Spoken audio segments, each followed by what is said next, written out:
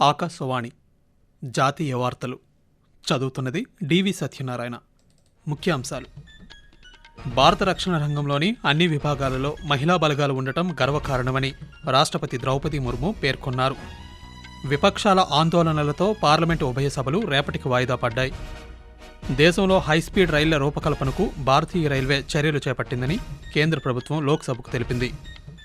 అంతర్జాతీయ వాణిజ్యానికి పెట్టుబడులకు గమ్యస్థానంగా భారత్ మారిందని కేంద్ర వాణిజ్య పరిశ్రమల శాఖ మంత్రి పీయూష్ గోయల్ అన్నారు. జార్ఖండ్ రాష్ట్రం 14వ ముఖ్యమంత్రిగా జార్ఖండ్ ముక్తి మోర్చా పార్టీ అధ్యక్షులు హేమంత్ సోరెన్ ఈరోజు ప్రమాణ స్వీకారం చేశారు. వార్తల వివరాలు: భారత రక్షణ దళాలలోని అన్ని విభాగాలలో మహిళా బలగాలు ఉండటం గర్వకారణమని రాష్ట్రపతి ద్రౌపది ముర్ము పేర్కొన్నారు. కేరళలోని వెల్లింగ్టన్ ఊటీలో డిఫెన్స్ సర్వీసెస్ స్టాఫ్ ట్రైనింగ్ కాలేజ్లో రాష్ట్రపతి ఈరోజు కీలకోపన్యాసం చేశారు. ప్రపంచంలోనే అత్యంత ఎత్తైన యుద్ధభూమి అయిన సియాచిన్ను ఇటీవల తాను సందర్శించిన విషయాన్ని గుర్తు చేసుకున్న ద్రౌపది ముర్ము, నడవడానికి భయపడే క్లిష్టమైన ప్రదేశాల్లో కూడా మహిళా సైనికులు సేవలందిస్తున్నారని ప్రశంసించారు. భారత రక్షణ సామర్థ్యం ప్రపంచ దృష్టిని ఆకర్షించిందని, ఆత్మనిర్భర్ స్ఫూర్తితో దేశం పనిచేస్తుందని రాష్ట్రపతి పేర్కొంటూ, India is moving towards indigenization and self-reliance to keep the armed forces ready to meet the future challenges. Our country is being developed as a major defense manufacturing hub and is moving towards becoming a reliable defense partner and big defense exporter. India's defense industry is rapidly adopting the latest technologies and is moving ahead in line with the vision of Atmanirbhar Bharat. Our defense companies such as HAL and organizations like DRDO are setting new benchmarks. ఓ ప్రముఖ వ్యాపార సంస్థపై వచ్చిన లంచం ఆరోపణలతో పాటు పలు అంశాలపై విపక్షాలు ఆందోళనకు దిగడంతో పార్లమెంటు ఉభయ సభలు రేపటికి వాయిదా పడ్డాయి. రాజ్యసభలో కాంగ్రెస్, సమాజ్వాదీ పార్టీ, డీఎంకే తదితర పార్టీలు ఓ ప్రముఖ వ్యాపార సంస్థపై వచ్చిన లంచం ఆరోపణలతో పాటు పలు అంశాలపై గందరగోళం సృష్టించాయి. రాజ్యసభ చైర్మన్ జగదీప్ ధన్కర్ ప్రతిపక్ష సభ్యులను తమ స్థానాలకు తిరిగి రావాలని విజ్ఞప్తి చేసినప్పటికీ వారు నినాదాలు కొనసాగించారు. దీంతో సభను రేపటికి వాయిదా వేశారు. లోక్సభలోనూ విపక్ష సభ్యులు సభా కార్యక్రమాలకు ఆటంకం కలిగించారు. వివిధ అంశాలపై నినాదాలు చేస్తూ విపక్ష ఎంపీలు సభాపతి సమీపానికి వెళ్లారు. సభలో శాంతి భద్రతలు నెలకొల్పాలని సభాపతి కోరినప్పటికీ నిరసనను కొనసాగించారు. దీంతో సభను రేపటికి వాయిదా వేశారు.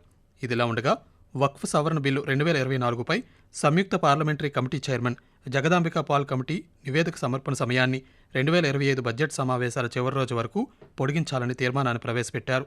ఈ తీర్మానాన్ని లోక్సభ ఆమోదించింది.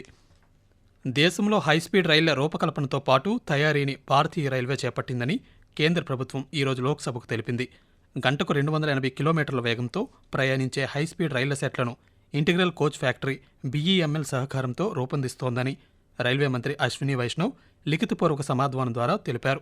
అదేవిధంగా వందే భారత్ ఎక్స్ప్రెస్ రైళ్ల మొత్తం ఆక్యుపెన్సీ 100% పైగా ఉందని మరో ప్రశ్నకు సమాధానంగా రైల్వే మంత్రి తెలిపారు. వందే భారత్ సేవల వేగాన్ని తగ్గించే ప్రతిపాదన ఏదీ లేదని తెలిపారు. రైళ్లలో అన్రిజర్వ్డ్ కంపార్ట్మెంట్లను నిలిపివేసే ఆలోచన రైల్వే శాఖకు లేదని స్పష్టం చేశారు.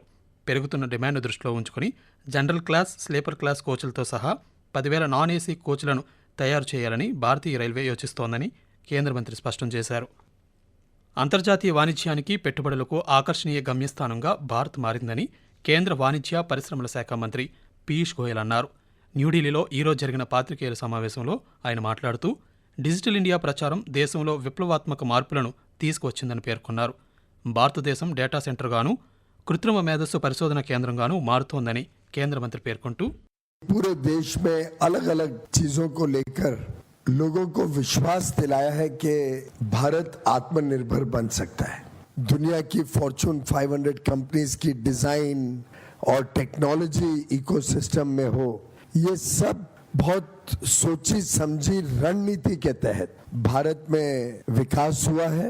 अलग अलग वस्तु में आत्मनिर्भरता बनना और भारत में उसके उत्पादन को बढ़ावा देना, हर प्रकार से भारत अब अंतर्राष्ट्रीय पटल पर एक गुणवत्ता वाला क्वालिटी कॉन्शियस नेशन के रूप में उभर रहा है. జార్ఖండ్ రాష్ట్రం 14వ ముఖ్యమంత్రిగా జార్ఖండ్ ముక్తి మోర్చా పార్టీ అధ్యక్షులు హేమంత్ సోరెన్ ఈరోజు ప్రమాణ స్వీకారం చేశారు.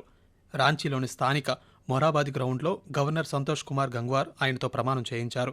ఈ కార్యక్రమానికి కాంగ్రెస్ అధ్యక్షులు మల్లికార్జున్ ఖర్గే, లోక్సభ ప్రతిపక్ష నాయకులు రాహుల్ గాంధీ, సమాజ్వాదీ పార్టీ నాయకులు అఖిలేష్ యాదవ్, పశ్చిమ బెంగాల్ ముఖ్యమంత్రి మమతా బెనర్జీ, ఆమ్ ఆద్మీ పార్టీ అధ్యక్షులు కేజ్రీవాల్, పంజాబ్ ముఖ్యమంత్రి భగవంత్ మాన్, ఆర్జేడీ నాయకులు తేజస్వి యాదవ్లు హాజరయ్యారు.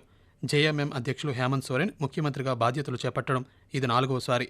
కాగా 81 మంది సభ్యులు కలిగిన రాష్ట్ర శాసనసభలో జేఎంఎం కూటమి 56 స్థానాలను కైవసం చేసుకోగా ఎన్డీఏ కూటమి 24 స్థానాల్లో విజయం సాధించింది. ఆకాశవాణి జాతీయ వార్తలు వింటున్నారు. గోవాలో జరుగుతున్న 55వ అంతర్జాతీయ చలనచిత్రోత్సవం ఇఫీ ఈ రోజుతో ముగిసింది.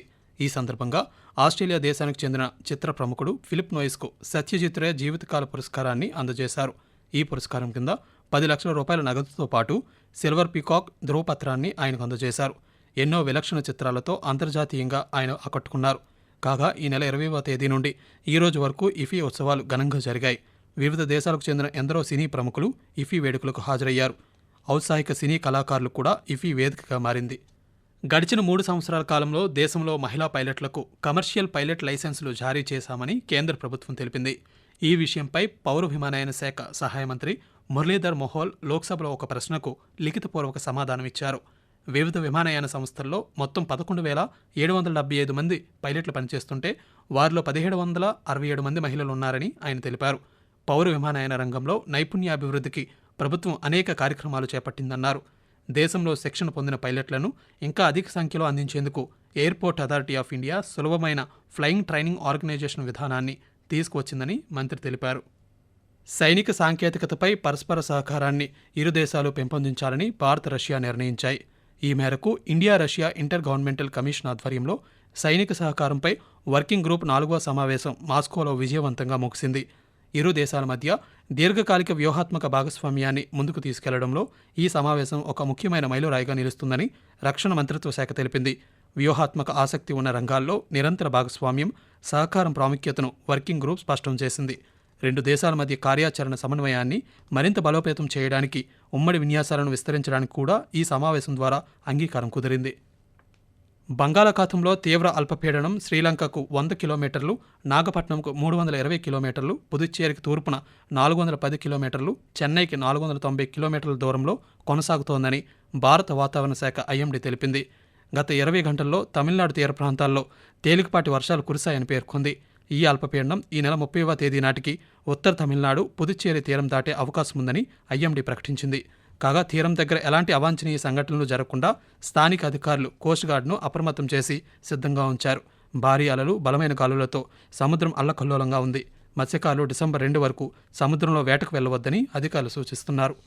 దేశీయ స్టాక్ మార్కెట్ సూచీలు ఈరోజు భారీ నష్టాల్లో ముగిశాయి.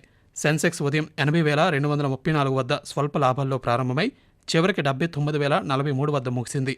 నిఫ్టీ సైతం 23,914 పాయింట్ల వద్ద స్థిరపడింది. డాలర్తో రూపాయి మారకం విలువ 9 పైసలు క్షీణించి 84.49గా ఉంది. అంతర్జాతీయ విపణిలో బ్రెంట్ క్రూడ్ బ్యారెల్ ధర $73 వద్ద కొనసాగుతుండగా బంగారం ఔన్స్ ధర $2,645 వద్ద ట్రేడ్ అవుతోంది. భారత్, కెనడాల మధ్య ద్వైపాక్షిక సంబంధాలు బలోపేతం కావడం అవసరమని కేంద్ర ప్రభుత్వం పేర్కొంది. కెనడాతో ద్వైపాక్షిక సంబంధాల విషయంలో సంప్రదింపులు జరుగుతున్నాయని కేంద్ర విదేశాంగ శాఖ సహాయ మంత్రి కీర్తివర్ధన్ సింగ్ రాజ్యసభకు లిఖితపూర్వక సమాధానమిచ్చారు. కెనడాలో భారత్ వ్యతిరేక కార్యకలాపాలు సాగిస్తున్న శక్తులపై సమర్థవంతమైన చర్యలు తీసుకోవాలని కెనడా ప్రభుత్వాన్ని భారత్ పదే కోరిందని పేర్కొన్నారు. ఈ విషయాలన్నిటి మీద సంప్రదింపులు జరుగుతున్నాయని రాజ్యసభకు మంత్రి తెలిపారు. జాతీయ వార్తలు ముగించే ముందు ముఖ్యాంశాలు మరోసారి. భారత రక్షణ రంగంలోని అన్ని విభాగాలలో మహిళా బలగాలు ఉండటం గర్వకారణమని రాష్ట్రపతి ద్రౌపది ముర్ము పేర్కొన్నారు. విపక్షాల ఆందోళనలతో పార్లమెంటు ఉభయ సభలు రేపటికి వాయిదా పడ్డాయి. దేశంలో హైస్పీడ్ రైళ్ల రూపకల్పనకు భారతీయ రైల్వే చర్యలు చేపట్టిందని కేంద్ర ప్రభుత్వం లోక్సభకు తెలిపింది. జార్ఖండ్ రాష్ట్రం 14వ ముఖ్యమంత్రిగా జార్ఖండ్ ముక్తి మోర్చా పార్టీ అధ్యక్షులు హేమంత్ సోరెన్ ఈరోజు ప్రమాణ స్వీకారం చేశారు. ఆకాశవాణి జాతీయ వార్తలు ఇంతటితో సమాప్తం.